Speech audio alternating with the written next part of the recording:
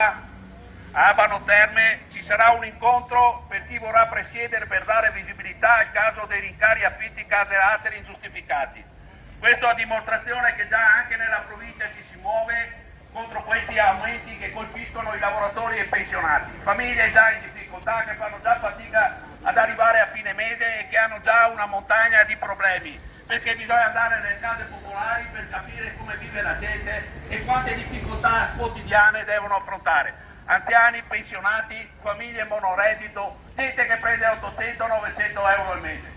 E questi disgraziati vogliono mettere le mani nelle loro tasche, minacciando anche molti di essere obbligati ad andarsene perché le case che hanno sono troppo grandi. Pensate a una famiglia, a un anziano di 80 anni che viene costretto a lasciare il suo quartiere, il suo rione, il posto dove ha vissuto magari metà della sua vita. Muore al 90%.